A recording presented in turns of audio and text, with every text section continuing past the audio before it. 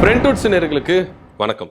அண்ணாமலை அவர்கள் தனி கட்சி ஆரம்பிச்ச உடனே, அந்த அனௌன்ஸ்மெண்ட் பண்ண உடனே நிறைய பேர் என்ன பண்ணாங்க, லட்சக்கணக்கில் என்ன பண்ணாங்க, அந்த வெப்சைட்ல என்ன பண்ணாங்க, போய் இணைஞ்சு தங்களை அண்ணாமலை கட்சியில இயக்கத்துல வந்து சேர்த்துக்கிட்டாங்க. இது ஒரு பக்கம் ஒரு அதிரடியை காட்டினாலும், பாஜகவில இருந்து நிறைய நிர்வாகிகள் விலகி என்ன பண்ணாங்கன்னா அண்ணாமலை கட்சியோட இணைஞ்சிட்டாங்க. இதனால பாஜக ஒரு பெரிய அடி வாங்குச்சு, பெரிய அழிவை சந்திச்சுது அப்படிதான் சொல்லணும்.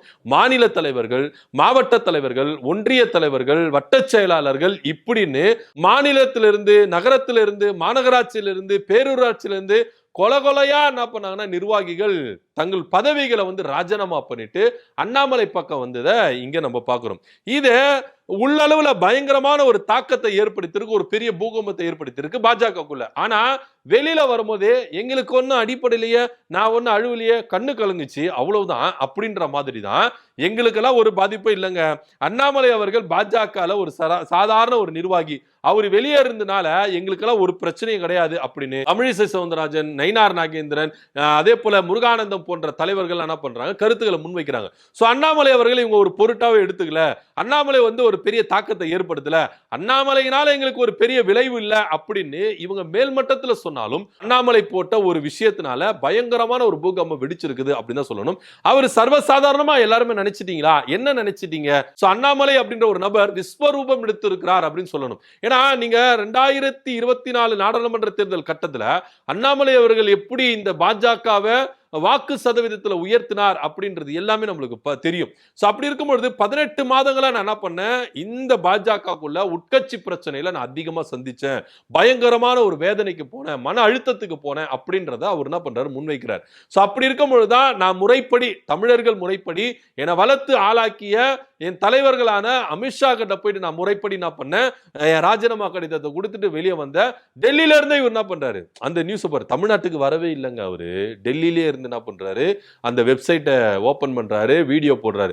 அவர் அங்க உக்காஞ்சிக்கிட்டு இங்க என்ன பண்றாரு, வேலைகளை காட்டிட்டு இருக்காரு, ஒரு அதிர்வலைகளை ஏற்படுத்திட்டு இருக்கிறாரு அண்ணாமலை அவர்கள். சோ அப்படி இருக்கும் பொழுது இது பெரிய தாக்கத்தை ஏற்படுத்திச்சா அப்படின்னா நிச்சயமா ஏற்படுத்திச்சு. ஆனா தலைவர்கள் வெளியே அதை காட்டிக்கல. ஆனா இப்போ நயினார் நாகேந்திரன் அவர்கள் ஒரு அழைப்பு கொடுத்திருக்கிறாரு. என்ன அப்படின்னா, யாரெல்லாம் பிரிஞ்சு போனீங்களோ அவங்கள ரிட்டர்ன் வந்துருங்க, பெருசா உங்க மேல நடவடிக்கை எடுக்க மாட்டோம் அப்படின்னு கெஞ்சுறாரு. ஏன் இந்த கெஞ்சிப்பு? உங்களுக்கு தான், நீங்க தான் குப்பரை விழுந்தீங்க, மீசையில மண்ணு ஓட்டல அப்படின்றீங்களா, அப்ப எதுக்கு இப்போ பிரிஞ்சு போனவங்களா திரும்பி வாங்க அப்படின்றீங்கன்னா, இங்க கட்சி ரீதியா, அமைப்பு ரீதியா என்ன பண்ண பல சிதைவுகளை பாஜக கண்டு இருக்கு அண்ணாமலையால. நீங்க அண்ணாமலை அவர்களை ஒண்ணுமே கிடையாது, அவர் சாதாரண நிர்வாகி, அவரால் பெரிய ஒரு தாக்கம் இல்ல, விளைவுகள் இல்ல அப்படின்னு நீங்க வாயில சொல்லிடலாம். ஆனா செயல்ல பயங்கரமான ஒரு தாக்கத்தை ஏற்படுத்தி இருக்கிறார் பாஜகக்குள்ள. இங்க தமிழ்நாடு பாஜகவே ஒரு கலைக்கிற வேண்டிய ரேஞ்சுக்கு கூட போகுது. ஏன்னா ஒரு சில மாவட்டங்கள்ல, ஒரு சில ஒன்றியங்கள்ல டோட்டலாவே எல்லாருமே என்ன பண்ணிருக்காங்க, கட்சியவே கழிச்சிட்டு என்ன பண்ணிருக்காங்க, கொலையா வெளியேறாங்க.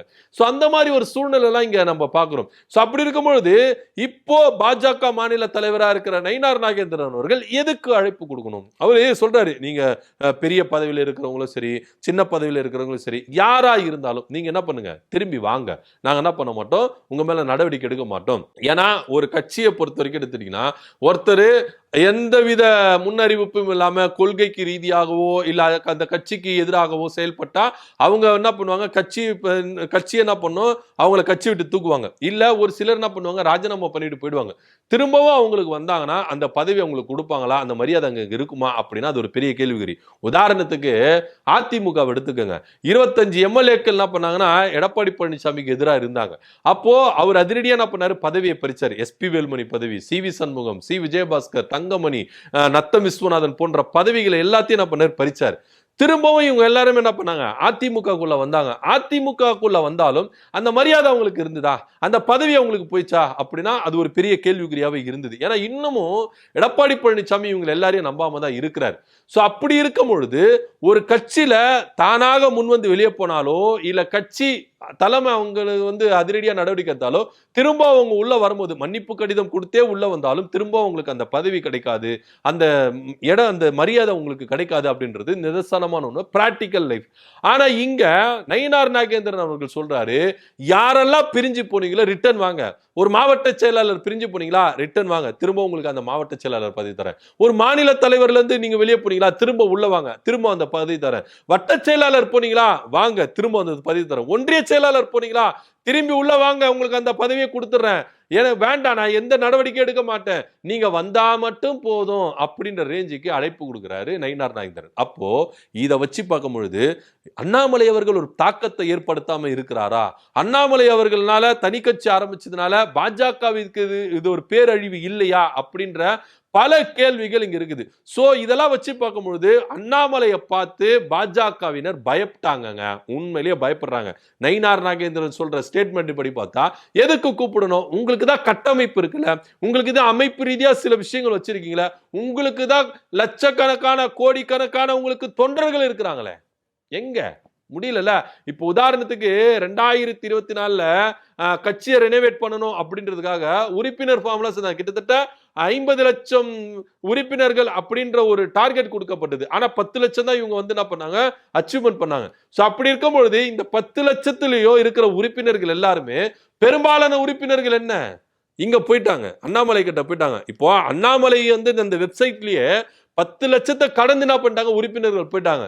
சோ அப்படி இருக்கும் பொழுது பாஜக அப்படின்றது வந்து இங்க ஒண்ணுமே இல்ல அப்படின்ற மாதிரி தான் நம்மளுக்கு என்ன பண்ணுது தெரியுது. சோ இதெல்லாம் யோசிச்சு வச்சு பார்க்கும்பொழுது அண்ணாமலையால பெரும் பாதிப்புக்குள்ளாயிருக்கு பாஜக அப்படின்னு தான் நம்ம எடுத்துக்கணும்.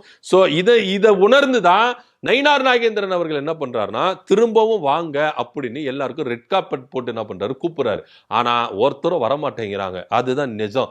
ஏன்னா பாஜகக்குள்ள நாங்க திரும்பி வரமாட்டோம், எங்கள் அண்ணன் அண்ணாமலை அவர்கள் தான் எங்களுக்கு முக்கியம் அப்படின்னு சொல்லிட்டு பிரிஞ்சு போனவங்க ரிட்டர்ன் வர மாதிரி தெரியல. இவங்களும் என்ன பண்றாங்க, வாங்கய்யா வாங்கய்யா வாங்கய்யான்னு சொல்லிட்டு கதவை திறந்து வச்சுட்டு கூவுன்னு கூவுறாங்க. ஒருத்தரும் வரத்துக்கு தயாரா இல்ல. புதுசா வருவாங்களா அப்படின்னு பார்த்தா புதுசா வர்றவங்களும் தயாரா இல்ல அப்படின்றது தான் இங்க பார்க்கணும். பெருவாரியான ஒன்றிய, அதாவது பேரூராட்சியிலிருந்து நகராட்சியிலிருந்து மாநகராட்சியிலிருந்து ஒரு சில தொகுதியில ஒரு சில பகுதியில இருந்து மொத்தமாவே அண்ணாமலை டீமுக்கு தாவிட்டாங்க அப்படின்னு தான் பார்க்க வேண்டியது இருக்கு. சோ இதனால பயங்கரமான ஒரு அடி வாங்கி இருக்கிறாங்க. இது உண்மைதான், இது ஒத்துக்கணும். ஒத்துக்கிறதுனால தான் அவர் பாலிஷ்டா என்ன பண்றாரு, போனவங்களா திரும்பி வாங்கப்பா, அவங்க மேல நடவடிக்கை எடுக்க மாட்டோம், நீங்க அந்தந்த பதவியில இருந்துக்கலாம் வாங்க அப்படின்னு சொல்றாரு. என்ன நடக்க போகுது, அண்ணாமலை அவர்கள் இன்னும் என்ன தாக்கத்தை ஏற்படுத்த போறார் அப்படின்ற பொறுத்து தான் பார்க்கணும். இதை பத்தியோட கருத்து அப்படி கீழே கமெண்ட் பண்ணுங்க. நன்றி, வணக்கம்.